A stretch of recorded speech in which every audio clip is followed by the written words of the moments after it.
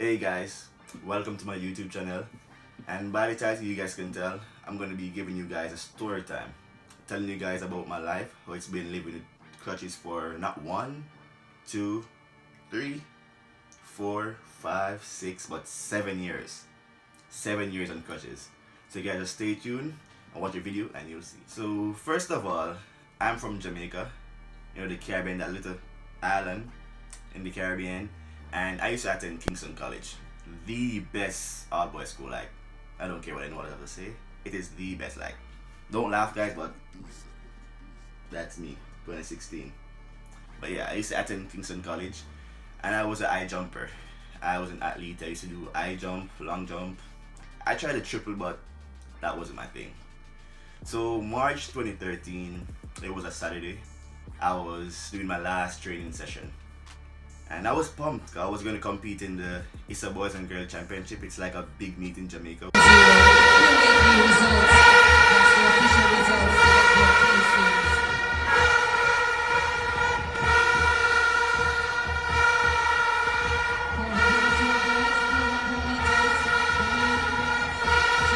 Where like sponsors would come and seek out athletes to get scholarships and so on.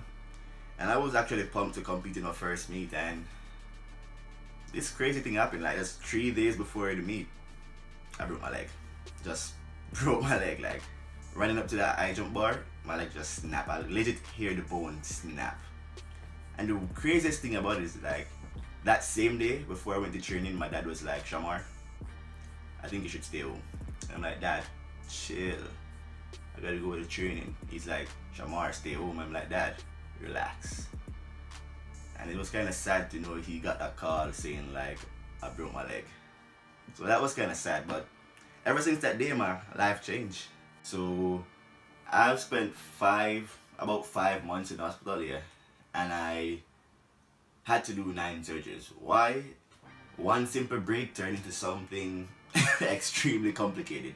Like, it went from a regular break to me developing something they call compartmental syndrome, which caused me to do those 9 surgeries. The first surgery was an emergency surgery. Like, that shit was scared. I remember my dad crying, and like, he had to sign for a possible amputation. Like, they would, like, the worst scenario, cut my leg off. And remember, at that time I was about 12, 13. This was like a couple days before my birthday also, so like I was about 12, 13 years old. And it was scary. I didn't know what was going on much because I was young, but my parents told me afterwards, and that was surgery number 1. Number 2 and 3 wasn't so bad, but then surgery number 4 come along, and like, my leg was getting worse. So I had to do another emergency surgery, and the same thing, my dad had to sign for possible amputation. And this time I knew what it was. So like, I remember going into that surgery and I said I had a prayer, and I closed my eyes and I was like, "Father God, please let me wake up with my leg, please." And it was a scary moment for a 13-year-old child. So like, that was scary. And surgery number 6 was emergency surgery, because like, there was no blood flowing to my limb down there. So there was a possibility that if there is no blood, all biology and those things, no oxygen and so on, so they had to remove it. So that was another scare for me. And the long run is, I went through all of that. I didn't lose my leg. I still got it, but it's not perfect. So I have to be using crutches ever since then.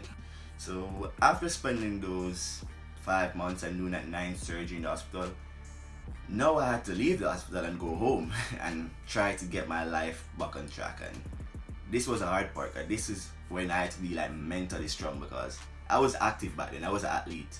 I used to play football. I did track and field. I said high jump and long jump. And now all I'm doing is walking around with crutches. I had to adjust to people looking, I wouldn't say looking down, but like sympathizing with me, and I didn't used to that. So that was new for me, and it was pretty difficult. I remember my parents wanted me to go to therapy because like, mentally it affected me. I was down. I didn't want to leave the house. I was afraid of what people would say and how they would look down and be like, "Look at him." It was just different for me.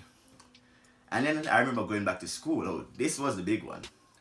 Remember, I was a star kid at my school at Casey. Like, to me, I was a star. I don't know what anyone else, but I think I was the guy. And going back to school with crutches, like, there was a lot of question. I said people looking down, and my school got stairs. I went to KC, and anyone that's watching this video who attended KC, they know Melbourne Park campus and North Street campus is. You got labs. If you're doing the sciences, you got to go up those stairs.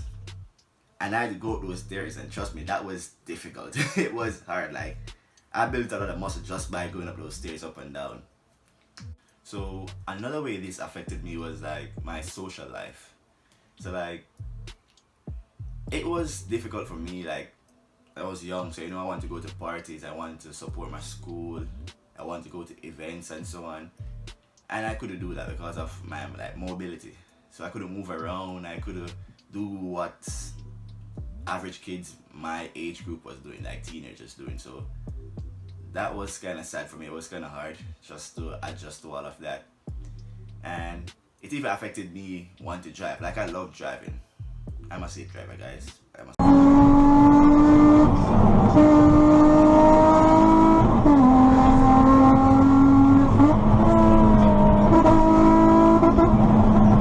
Safe driver. But I love driving. And because it was my right leg, I couldn't drive. So I had to train my left leg how to do the same thing my right leg would do, and that took some time just to get it over with. I can't drive manual because you need both legs to drive manual. So those are some of the ways it affected me. It also affected me, like, I felt like I always had to be chasing people. You know, like, I was trying so hard just to fit in with everyone that's like walking and doing other things. So it's like I'm always chasing them. Like, I always felt like I had to do something more just to be welcomed, and I didn't like that. Another big challenge I faced was when I moved to Canada.